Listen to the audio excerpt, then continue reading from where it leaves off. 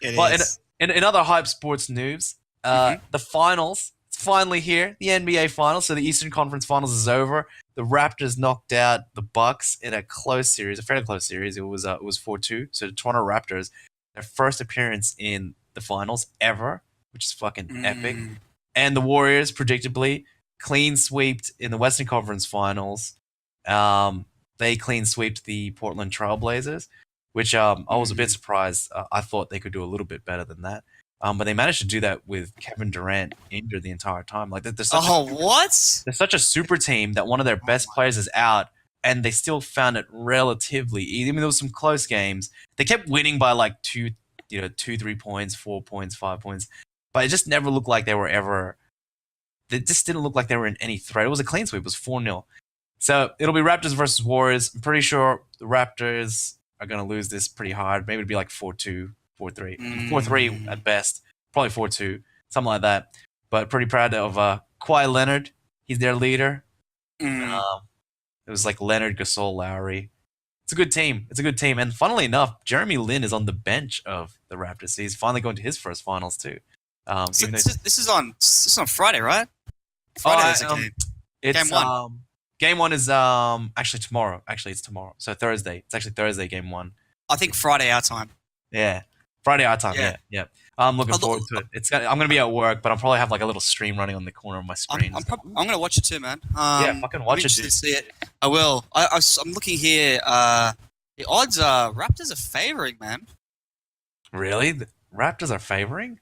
Yeah, dude. That doesn't make any sense, man. They're favoring. It's $1.85 for Raptors, $1.96 for Warriors, man.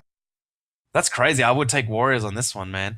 Or it could be because Iguodala is also someone's injured. Yeah, that's two of their. That might be okay. That makes sense. I was going to tell you something about that. So I don't know if you know. So Max Holloway, he's a big Raptors fan. Oh yeah. And so is our friend Drake.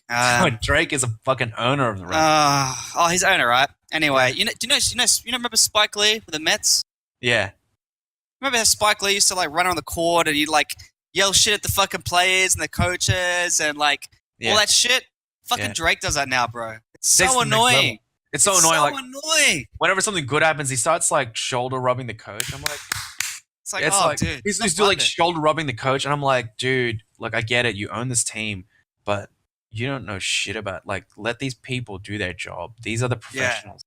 This coach, he's got fucking like strats in his mind. He's fucking watching the plays. He's trying to figure out what system's gonna beat their system.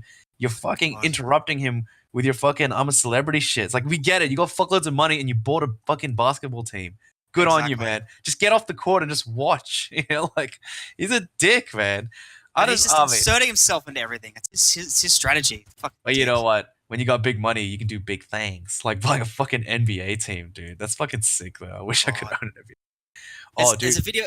Yeah, sorry, go ahead. Oh, it wasn't the It wasn't the Eastern Conference Finals. It was the semis.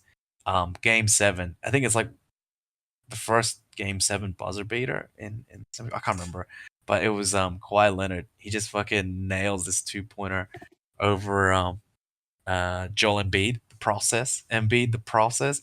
But man, watching Embiid shattered with that buzzer beater at Game 7, it was like Leonard put fucking dagger in his fucking heart with that shit. He was just full crying. He was like walking all the way to the fucking locker rooms crying.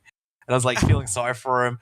And then his like fucking hot ass wife comes out to console him. And then I didn't feel sorry for him anymore. I was like, you got a fucking hot ass wife like that? I don't feel sorry for you, nigga.